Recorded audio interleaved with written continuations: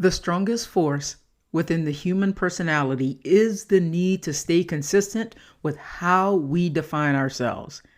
And when we think about that, how is that working for you? Are you satisfied with who you are and how you show up? This very topic is the reason why so many of us settle in life, in our relationships, and our careers. Let's go. I'm Travia Stewart, and this year on the podcast, you are about to experience ways to stop settling in your relationships, careers, and lifestyle. No more settling for the bare minimum. This is Breakthrough. Yo, what's up, my peeps? Happy Podcast Thursday. Today, when this episode drops, it is February 8th, and we are moving right along into 2024.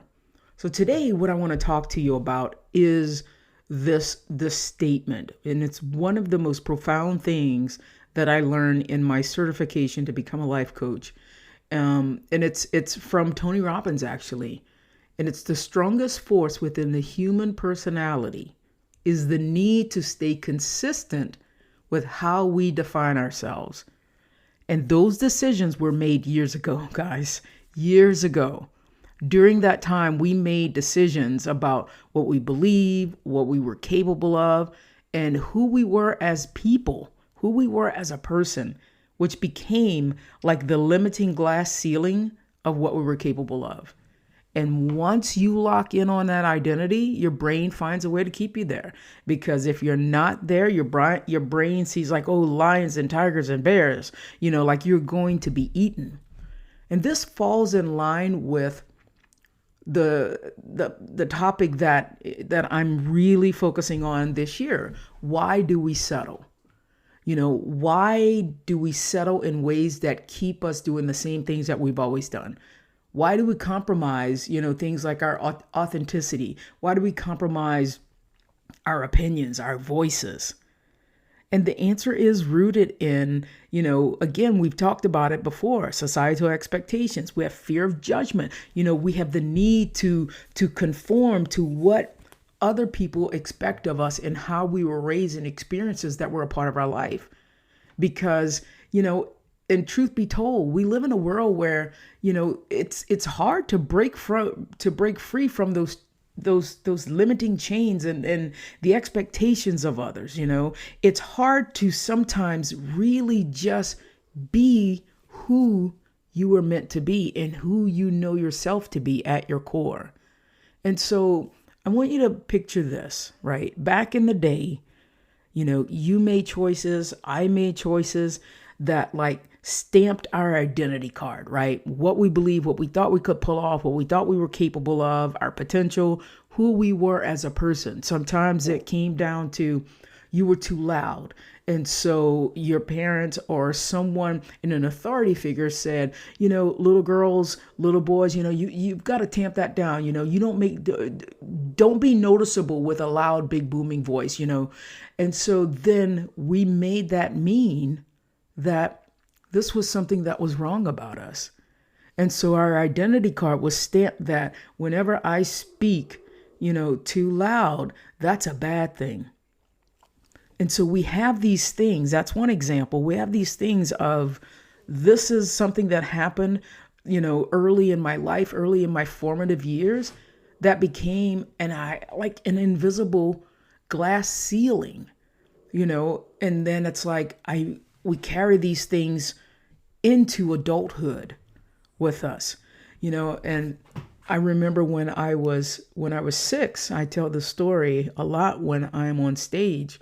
When I was 6, when my dad called to ask my brother and I what we wanted for Christmas, and my brother wanted a dump truck, and I also wanted a dump truck, and then my mother quickly corrected.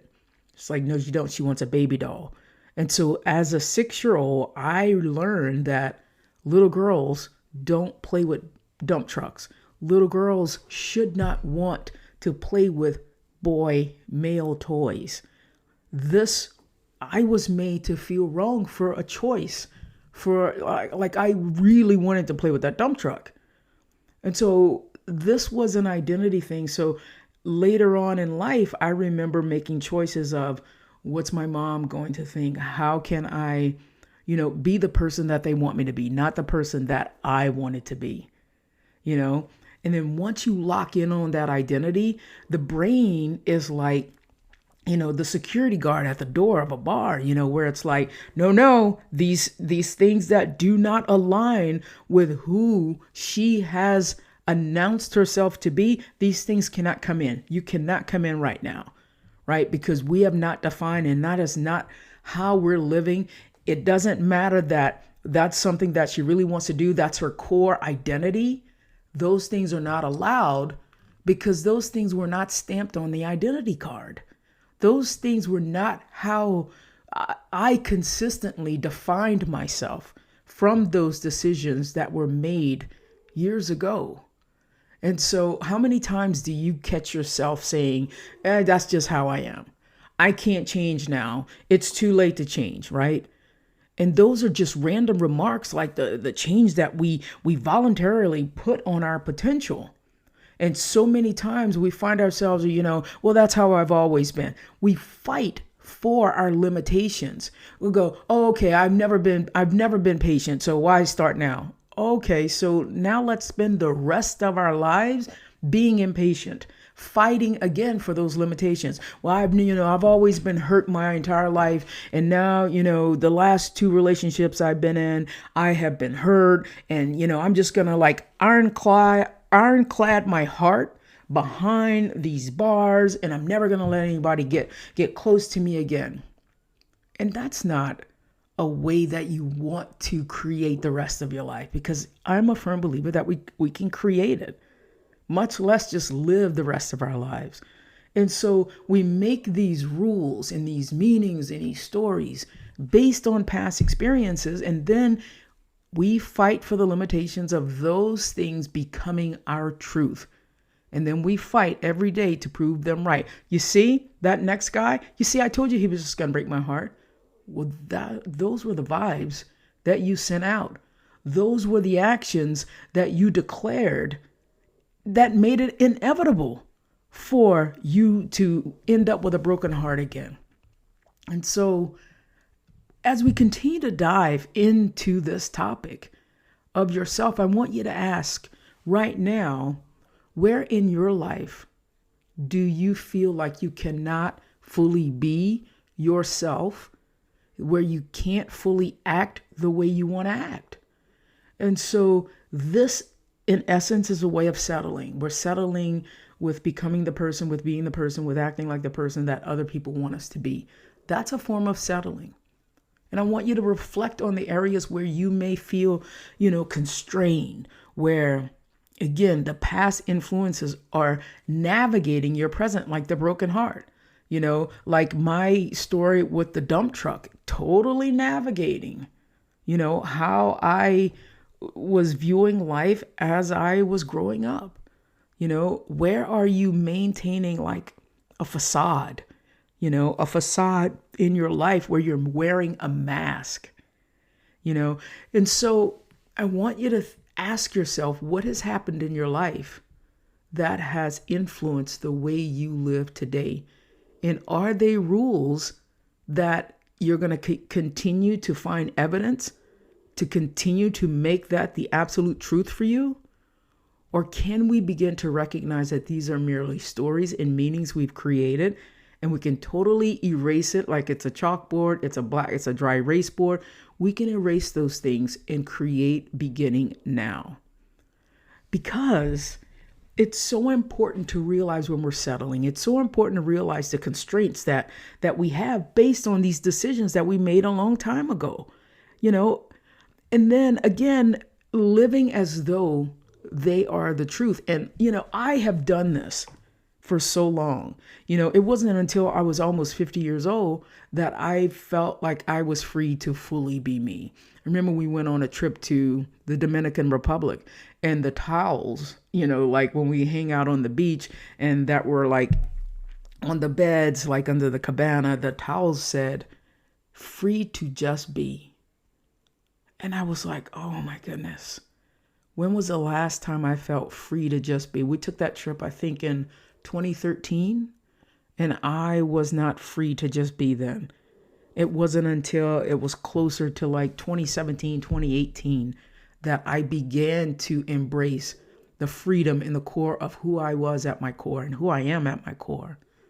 And so breaking free from those self-imposed constraints, it really begins with self-awareness.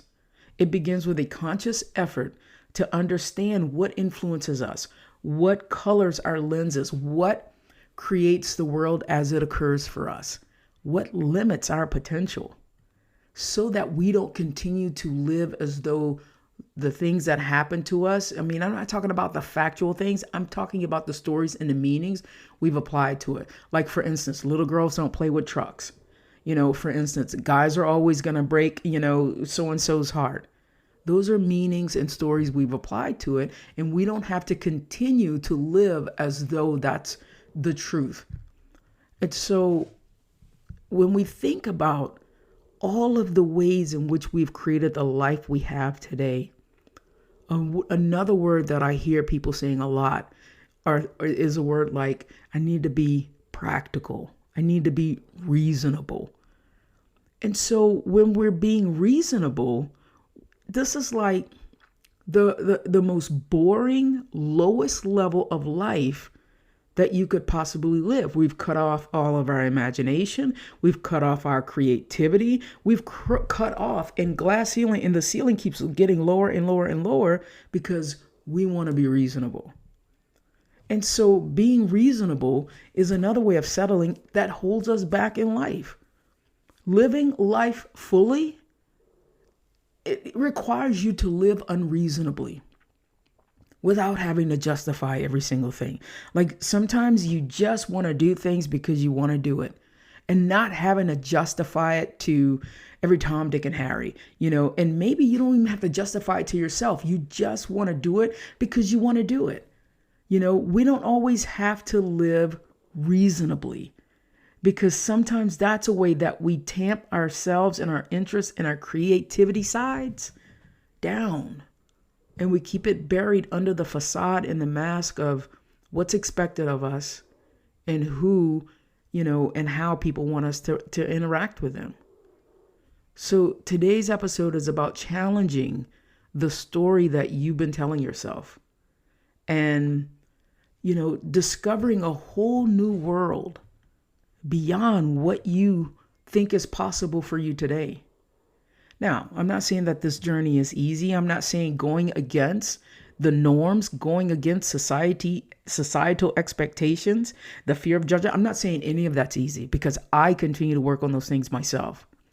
But remember, breaking free from these chains, these limitations, is a way that, you can be courageous, and it's an act of self-love, and it's a decision to live authentically from your core and to create a life that aligns with the things that you really want. So as I end this episode, I want you to ask yourself those very profound questions. Are you free to be the person that you know in your heart you were created to be? Are you feeling constrained with people, with places, with things in your life that keep you from your full and true authenticity, which is your superpower, by the way?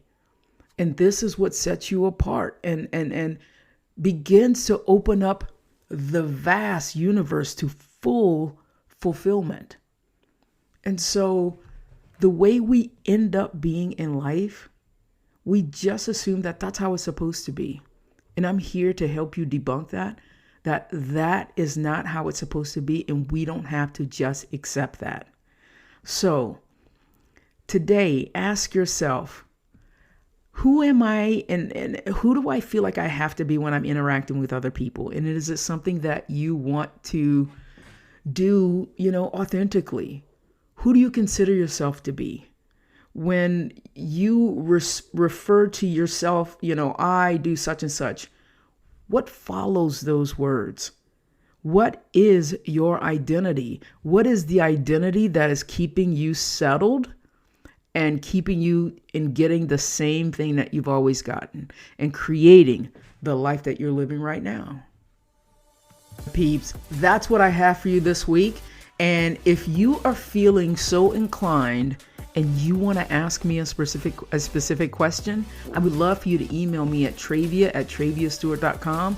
Ask me anything that you want to know about settling in your life, your relationships, your careers, and even in your health.